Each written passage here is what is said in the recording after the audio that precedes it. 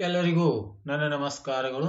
ಸರಕಾರಿ ಪ್ರೌಢಶಾಲೆ ತಮ್ಮ ಶಾಲೆ ಹೆಸರನ್ನು ಬರ್ಕೊಳ್ತಕ್ಕಂಥದ್ದು, ಇಯರ್ ವರ್ಷವನ್ನು ಹಾಕೊಳ್ತಕ್ಕಂಥ ಆಂತರಿಕ ಮೌಲ್ಯಮಾಪನ ಪುಸ್ತಕ, ವಿಷಯ ಗಣಿತ, ತರಗತಿ 9ನೇ. ಈಗಾಗಲೇ ವಿದ್ಯಾರ್ಥಿ ಹೆಸರು, ತಂದೆ ಹೆಸರು, ಇದನ್ನು ಮಾಹಿತಿಯನ್ನು ಈಗಾಗಲೇ ಕೊಡಲಾಗಿದೆ. ಈಗ ನೇರವಾಗಿ ರೂಪಣಾತ್ಮಕ ಮೌಲ್ಯಮಾಪನ 3ರಲ್ಲಿ ಬರುವಂತಹ 5ನೇ ಚಟುವಟಿಕೆ, ಈಗಾಗಲೇ FA3 ಮಾಡೆಲ್ ಕ್ವಶನ್ ಪೇಪರ್ ಅನ್ನು ನಾನು ಮಾಡಿದ್ದೇನೆ ಮತ್ತು ವಿಡಿಯೋ ಕೂಡ ಮಾಡಿದ್ದೇನೆ. ಅದರ ಡಿಸ್ಕ್ರಿಪ್ಷನ್ ಬಾಕ್ಸ್ ನಲ್ಲಿ PDF ಲಿಂಕ್ ಅನ್ನು ಕೂಡ ಕೊಟ್ಟಿರುತ್ತೇನೆ. ಅದೇ ರೀತಿ ಈ ಒಂದು ಚಟುವಟಿಕೆ 5 ಮತ್ತು 6 ಈ FA3ದಲ್ಲಿ ಬರುತ್ತವೆ. ಹಾಗಾಗಿ ಚಟುವಟಿಕೆ 5ರ ವಿಡಿಯೋವನ್ನು ಮಾಡ್ತಾ ಇದ್ದೀನಿ ಮತ್ತು ಇದರ ವಿಡಿಯೋದ ಡಿಸ್ಕ್ರಿಪ್ಷನ್ ಬಾಕ್ಸ್ ನಲ್ಲಿ PDF ಲಿಂಕ್ ಅನ್ನು ಕೂಡ ನಾನು ಕೊಟ್ಟಿರುತ್ತೇನೆ ಅಂತ ಹೇಳುತ್ತಾ ಈಗ ಈ ಚಟುವಟಿಕೆ 5 ನೋಡೋಣ. 9ನೇ ತರಗತಿ ಗಣಿತ. ಘಟಕದ ಹೆಸರು ತ್ರಿಭುಜಗಳು ಮತ್ತು ಚತುರ್ಭುಜಗಳು ಅಂತಕ್ಕಂಥದ್ದು. ಇಲ್ಲಿ ಮೌಲ್ಯಾಂಕನ ಸೂಚಕಗಳು ಈಗಾಗಲೇ ಹಿಂದಿನ ವಿಡಿಯೋಗಳಲ್ಲಿ ಇದರ ಬಗ್ಗೆ ಮಾಹಿತಿಯನ್ನು ಕೊಟ್ಟಿದ್ದೇನೆ. ಮಾನಕಗಳು, ಸರ್ವಸಮ್ಮತೆಯ ಅರ್ಥ, ತ್ರಿಭುಜಗಳ ಸರ್ವಸಮ್ಮತೆಯ ನಿಬಂಧನೆಗಳು, ತ್ರಿಭುಜದ ಕೆಲವು ಗುಣಲಕ್ಷಣಗಳು, ಸಮಾಂತರ ಚತುರ್ಭುಜದ ಗುಣಲಕ್ಷಣಗಳು, ಮಧ್ಯಬಿಂದು ಪ್ರಮೇಯ ಅನ್ನುವಂಥದ್ದು. ಅತ್ಯುತ್ತಮವಾಗಿ ಬರೆದರೆ 3 ಅಂಕ, ಉತ್ತಮವಾಗಿ ಬರೆದರೆ 2 ಅಂಕ, ಸಾಧಾರಣ ಬರೆದರೆ 1 ಅಂಕ ಅಂತ ವಿಷಯ ಶಿಕ್ಷಕರ ಸಹಿ ಇದೆ. ನೇರವಾಗಿ ಈಗ ಚಟುವಟಿಕೆ 5ಕ್ಕೆ ಬರೋಣ. ಮೊದಲನೇ ಮಾನಕ 1, ಸರ್ವಸಮ್ಮತೆಯ ಅರ್ಥ. ಪ್ರಶ್ನೆ 1 ಉತ್ತರಿಸಿ. ಸರ್ವಸಮ ಎಂದರೇನು? ಸರ್ವಸಮ ಆಕೃತಿಗಳಿಗೆ ಉದಾಹರಣೆಯನ್ನು ಕೊಡಿ. ಮಾನಕ 2, ತ್ರಿಭುಜಗಳ ಸರ್ವಸಮ್ಮತೆಯ ನಿಬಂಧನೆಗಳು. ಇಲ್ಲಿ 3ನೇ ಪ್ರಶ್ನೆ, ತ್ರಿಭುಜಗಳ ಸರ್ವಸಮ್ಮತೆಯ ನಿಬಂಧನೆಗಳನ್ನು ಬರೆಯಿರಿ. 4ನೇ ಪ್ರಶ್ನೆ, AB ರೇಖಾಖಂಡವು CD ರೇಖಾಖಂಡಕ್ಕೆ ಸಮಾಂತರವಾಗಿದೆ. ADಯ ಮಧ್ಯಬಿಂದು O ಆಗಿದೆ. ತ್ರಿಭುಜ AOB ಮತ್ತು ತ್ರಿಭುಜ DOC ಸರ್ವಸಮ ಎಂದು ಸಾಧಿಸಿ ಅಂತಕ್ಕಂಥ. ಇನ್ನು ಮಾನಕ 3ಕ್ಕೆ ಸಂಬಂಧಪಟ್ಟಿರುವಂತೆ ತ್ರಿಭುಜದ ಕೆಲವು ಗುಣಲಕ್ಷಣಗಳು.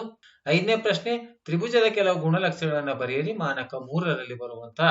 6ನೇ ಪ್ರಶ್ನೆ, ತ್ರಿಭುಜ ABCಯಲ್ಲಿ ADಯು ಕೋನ A ನ ಕೋನಾರ್ಧಕ ಮತ್ತು BCಗೆ ಲಂಬವಾಗಿದೆ. ಚಿತ್ರದಲ್ಲಿ AB ಮತ್ತು ACಗಳು ಸಮ ಇವೆ ಮತ್ತು ತ್ರಿಭುಜ ABC ಸಮದ್ವಿಬಾಹು ತ್ರಿಭುಜ ಅಂತ ತೋರಿಸಿ ಅಂತ ಇದೆ. ಇನ್ನು ಮಾನಕ 4ಕ್ಕೆ ಸಂಬಂಧಪಟ್ಟಂತೆ ಸಮಾಂತರ ಚತುರ್ಭುಜದ ಗುಣಲಕ್ಷಣಗಳು. ಪ್ರಶ್ನೆ 7, ಸಮಾಂತರ ಚತುರ್ಭುಜದ 4 ಗುಣಲಕ್ಷಣಗಳನ್ನು ಬರೆಯಿರಿ. ಇನ್ನು ಕೊನೆಯ ಮಾನಕ 5ನೇದು ಮಧ್ಯಬಿಂದು ಪ್ರಮೇಯ.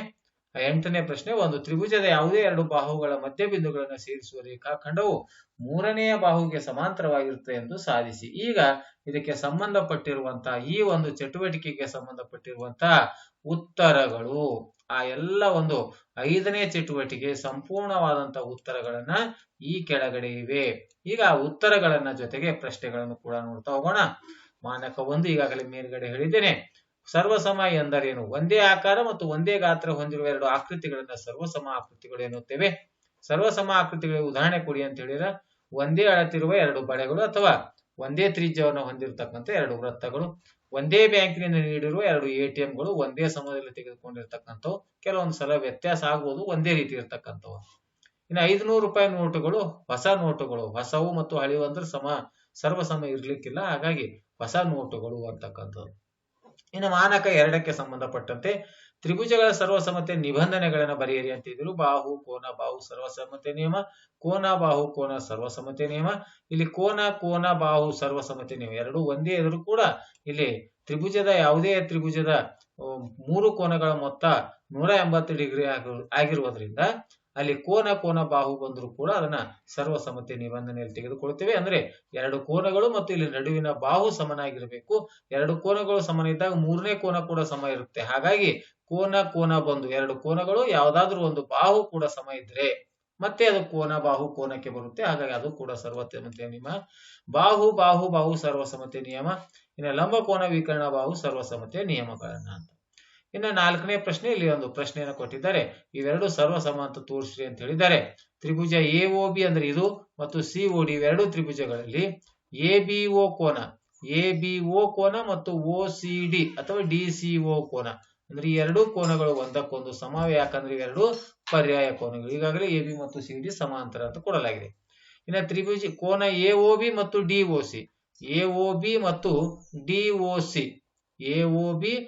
DOC ಇವೆರಡು ಕೋನಗಳು ಕೂಡ ಏನವ ಸಮವ. ಯಾಕಂದ್ರೆ ಇವೆರಡು ಕೋನಗಳು ಶೃಂಗಾಭಿಮುಖ ಕೋನಗಳು.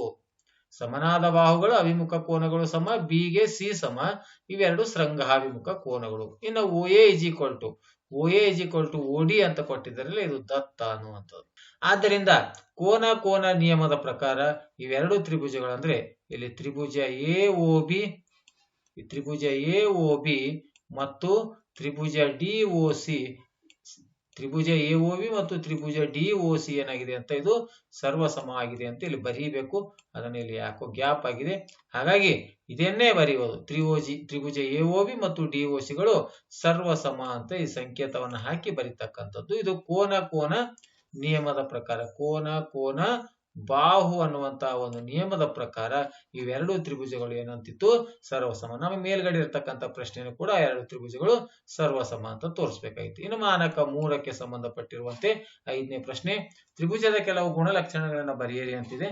ಒಂದು ಸಮದ್ವಿಬಾಹು ಕೆಲವು ಗುಣಲಕ್ಷಣಗಳು, ಎಲ್ಲವೂ ಅಲ್ಲ, ಈ 9ನೇ ತರಗತಿಯಲ್ಲಿ ಬಂದಿರತಕ್ಕಂಥ ಕೆಲವು ಗುಣಲಕ್ಷಣಗಳು. ಒಂದು ಸಮದ್ವಿಬಾಹು ತ್ರಿಭುಜದಲ್ಲಿ ಸಮಬಾಹುಗಳಿಗೆ ಅಭಿಮುಖವಾಗಿರುವ ಕೋನಗಳು ಸಮವಾಗಿರುತ್ತವೆ.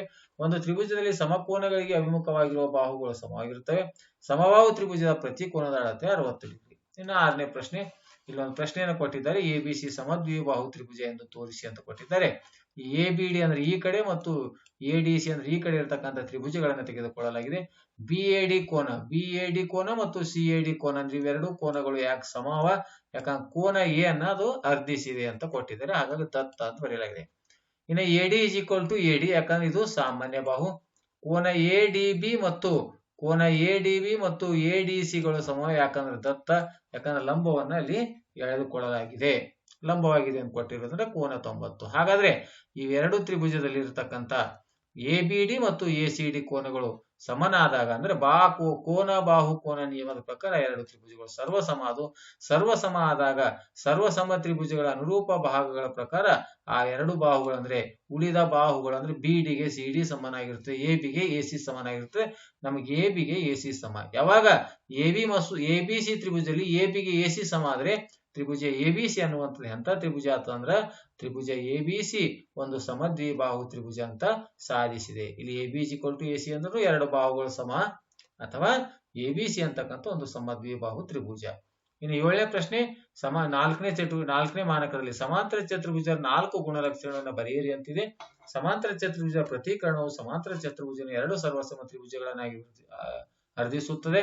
ಒಂದು ಸಮಾಂತರ ಚತುರ್ಭುಜದಲ್ಲಿ ಅಭಿಮುಖ ಬಾಹುಗಳು ಸಮ, ಒಂದು ಸಮಾಂತರ ಚತುರ್ಭುಜದಲ್ಲಿ ಅಭಿಮುಖ ಕೋನಗಳು ಸಮ, ಸಮಾಂತರ ಚತುರ್ಭುಜದ ಕರ್ಣಗಳು ಪರಸ್ಪರ ಅರ್ಧಿಸುತ್ತವೆ.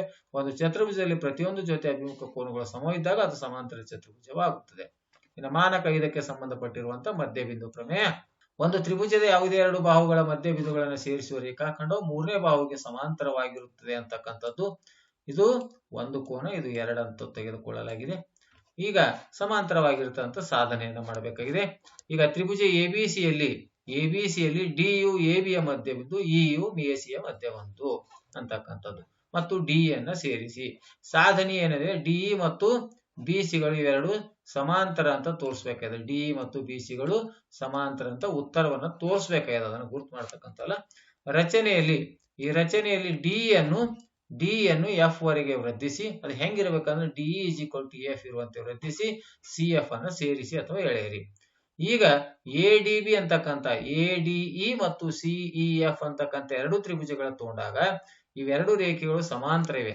ಹಾಗಾಗಿ A is equal to EC ದತ್ತ ಮತ್ತು ರಚನೆಯಿಂದ, ಯಾಕಂದ್ರೆ ಇದು ಮಧ್ಯ ಬಿಂದು ಅಂತ ಕೊಟ್ಟಿದ್ದಾರೆ, ಎಇಗೆ ಇಸಿ ಸಮನಾಗಿರುತ್ತೆ. DE is equal to EF, ಯಾಕಂದ್ರೆ ಡಿಇ ಅನ್ನು ಇರುವಷ್ಟೇ ಇಎಫ್ ನಾವು ಇಲ್ಲಿ ಮಾಡ್ಕೊಂಡಿದ್ದೇವೆ. DE is equal to EF ಇರುವಂತೆ ರಚನೆಯಲ್ಲಿ ಮಾಡ್ಕೊಂಡಿದ್ದೇವೆ, ಹಾಗಾಗಿ ದತ್ತ ಮತ್ತು ರಚನೆ ಅಂತ. ಇದು ದತ್ತ, ಇದು ರಚನೆ. ಅದೇ ರೀತಿ ಇವೆರಡು ಕೋನಗಳು ಶೃಂಗಾಭಿಮುಖ ಕೋನಗಳ, ಕೋನ 1ಕ್ಕೆ ಕೋನ 2 ಸಮ. ಯಾವಾಗ ಎರಡು ಬಾಹುಗಳು ಮತ್ತು ಒಂದು ಕೋನ ಅವುಗಳ ನಡುವಿನ ಕೋನ ಸಮನಾಗಿರುತ್ತೆ, ಅವೆರಡು ತ್ರಿಭುಜಗಳು ಸರ್ವಸಮ ತ್ರಿಭುಜಗಳಾಗಿರುತ್ತೆ ಬಾ ನಿಯಮದ ಪ್ರಕಾರ. ಸರ್ವಸಮ ಆದ್ಮೇಲೆ ಅಲ್ಲಿ ಬರ್ತಕ್ಕಂಥ ಉಳಿದ ಬಾಹುಗಳು ಮತ್ತು ಉಳಿದ ಕೋನಗಳು ಸಮನಾಗಿರ್ತವೆ. ಎಡಿಇ ಮತ್ತು ಇಸಿಎಫ್ ಅಂದ್ರೆ ಸಿಎಫ್ಇ, ಇದು ಕೋನ ನೋಡಿ ಇಲ್ಲಿ ಗುರ್ತು ಮಾಡ್ತೀನಿ. ಎಡಿಇ ಮತ್ತು ಇಎಫ್ಸಿ ಅನ್ನುವಂತ ಕೋನಗಳು ಸಮ. ಹಾಗಾದ್ರೆ ಇವೆರಡು ಪರ್ಯಾಯ ಕೋನಗಳಾಗ್ಲಿಕ್ಕತ್ತು. ಹಾಗಾಗಿ ಇವೆರಡು ರೇಖೆಗಳು ಏನಾಗಿರ್ತಾವ, ಸಮಾಂತರ ಆಗಿರ್ತಾವ. ಹಾಗಾಗಿ ಬಿಸಿಎಫ್ಡಿ ಅಂತಕ್ಕಂಥ ಒಂದು ಸಮಾಂತರ ಚತುರ್ಭುಜ ಆದಾಗ ಡಿಇ ಮತ್ತು ಬಿಸಿಗಳು ಏನಾಗಿರ್ತಾವ, ಒಂದಕ್ಕೊಂದು ಸಮಾಂತರ ಆಗಿರ್ತಾವ ಅಂತಕ್ಕಂಥ ಸಾಧನೆಯನ್ನು ಮಾಡಲಾಗಿದೆ. ಆತ್ಮೀಯರೇ, ಇದೇ ರೀತಿಯಾಗಿ ನಿರಂತರವಾಗಿ 6, 7, 8 ಚಟುವಟಿಕೆ ಮತ್ತು FA4 ಪ್ರಶ್ನೆ ಪತ್ರಿಕೆಗಳ ವಿಡಿಯೋವನ್ನು ನಿರಂತರವಾಗಿ ನೀಡ್ತಾ ಇದ್ದೀನಿ. ಈ ವಿಡಿಯೋ ಇಷ್ಟವಾದರೆ ದಯವಿಟ್ಟು ಲೈಕ್ ಮಾಡಿ, ಶೇರ್ ಮಾಡಿ ಮತ್ತು ಸಬ್ಸ್ಕ್ರೈಬ್ ಮಾಡೋದನ್ನು ಮರೆಯಬೇಡಿ ಅಂತ ಹೇಳುತ್ತಾ ಈ ವಿಡಿಯೋ ನೋಡಿರುವ ತಮ್ಮೆಲ್ಲರಿಗೂ ನನ್ನ ನಮಸ್ಕಾರಗಳು.